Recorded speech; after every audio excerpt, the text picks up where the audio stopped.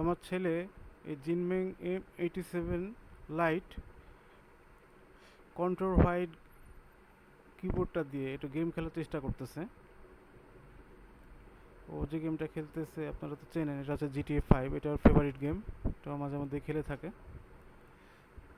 So এই কিবোর্ডটা পার কি RGB, ফুল RGB না, এবং ওয়ার্ড ডিটাচেবল কেবলের সঙ্গে আসে। ডিটেলস আপনাদের ইনশাল্লাহ সামনে বলে দিচ্ছি যে কী কী ফিচার এর মধ্যে পাবেন।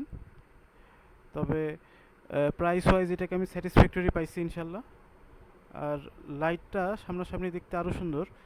আর এটার লাইটগুলো হলো সাইড প্রিন্টেড সামনের দিকে, অর্থাৎ কিছু এখন আগে পরে বেশ কিছু কিবোর্ড মার্কেটে অ্যাভেলেবল ছিল দীর্ঘ সময় ধরে, যেগুলোর কি ক্যাপসের উপরে এটা শাইন থ্রু অবশ্যই, আর এটা সামনের প্রিন্টেড আর কি, উপরের দিকে না, টপ প্রিন্টেড না, সাইড প্রিন্টেড।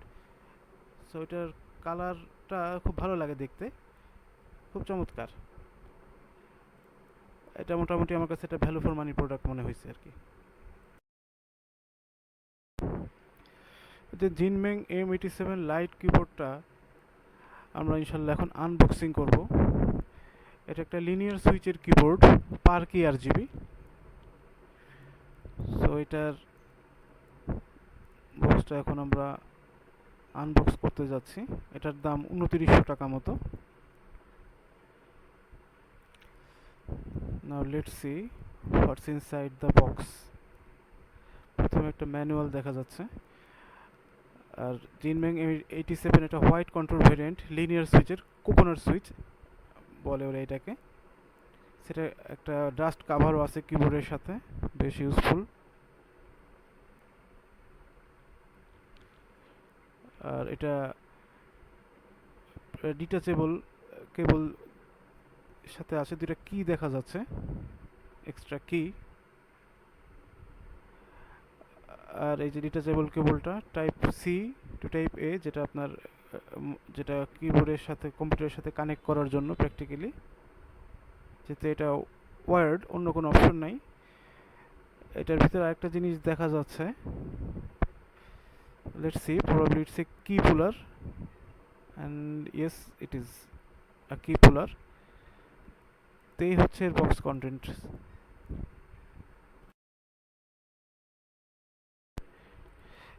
এই যে জিনমেং M87 কিবোর্ডটা, এটার বিল্ড কোয়ালিটি সম্বন্ধে একটু কথা বলা যাক। এটা এই যে কেবলটার কোয়ালিটিও বেশ ভালো, যদিও ব্রেডেড না। আর একটা কি পুলার দেখা যাচ্ছে এর সাথে, এটারও মোটামুটি বেশ একটা স্ট্যান্ডার্ড মনে হচ্ছে জিনিসটা আমার কাছে। আর দুটো এক্সট্রা কি আছে এর সাথে। সো বিল্ড ম্যাটেরিয়াল বলতে এটা বেশ অতখানি হ্যাভি না, আবার একদম হালকাও না। তবে এই রেঞ্জে মোটামুটি 1000 টাকা রেঞ্জের থেকে ভারী কিবোর্ড আমি দেখছি। এখন সেটা over uses in longer period কোনো প্রবলেম করবে কিনা no one knows, but overall it is not light, খুব বেশি হ্যাভি এমনও না। ওকে, সো মোটামুটি এটা স্যাটিসফ্যাক্টরি বলা যায় বিল্ড কোয়ালিটি ওয়াইজ। আর এই যে সামনে যে অংশগুলো আপনারা দেখতে পাচ্ছেন, এটা হচ্ছে ম্যাক এবং উইন সাপোর্টেড। আর মাঝখানের অংশটা হচ্ছে আপনার টাইপ সি কানেক্ট করার জন্য। আর ডানের যে অপশনটা অন অফের অপশনটা, সেটা হচ্ছে RGB লাইট অন অফ করার জন্য। এটা ইনশাল্লাহ আমি ভিডিওর সামনে দেখাই দেব। এই হচ্ছে এই জিনিসটার বৈশিষ্ট্য আর কি। যেটা স্ট্যান্ড ফিট আছে আর কি, রাবার ফিট, প্লাস্টিকের ফিট প্র্যাকটিক্যালি। এই যে অন অফের বাটনটা, RGB অন অফের বাটনটা। আর এই যে এটার কিবোর্ডটার লেজেন্ডসগুলো, অর্থাৎ লেখাগুলো সামনের দিকে। আগেকার কিবোর্ডগুলোর লেজেন্ডস বা রাইটিংগুলো, যে কি লেটার্স, যে লেজেন্ডগুলো, সেগুলো থাকতো টপে, এগুলো সামনে সাইড প্রিন্টেড, এই যে দেখতে পাচ্ছেন আপনারা। সেগুলো এখন নতুন ধরনের জিনিস, হোয়াইট কন্ট্রোল মডেল এটা।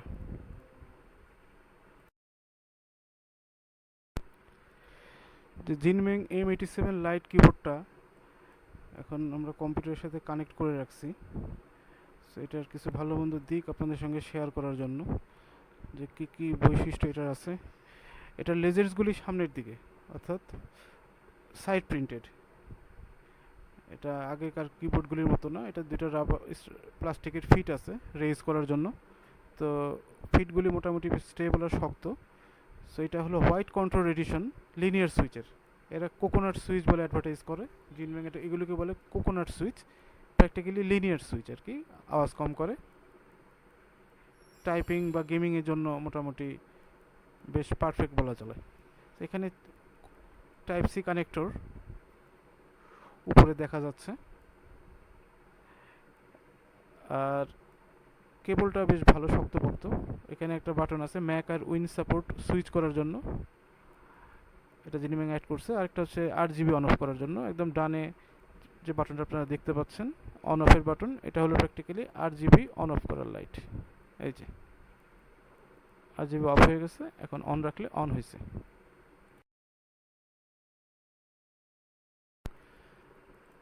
জিনব্যাং M87 কিবোর্ডটা white control edition coconut switch বা লিনিয়ার সুইচ। এটার RGB এফেক্টসগুলো আপনাদের একটু দেখাই দিচ্ছি। এটা পার কি RGB না, অর্থাৎ জোন জোন ডিভাইডেড, ফুল RGB না আর কি।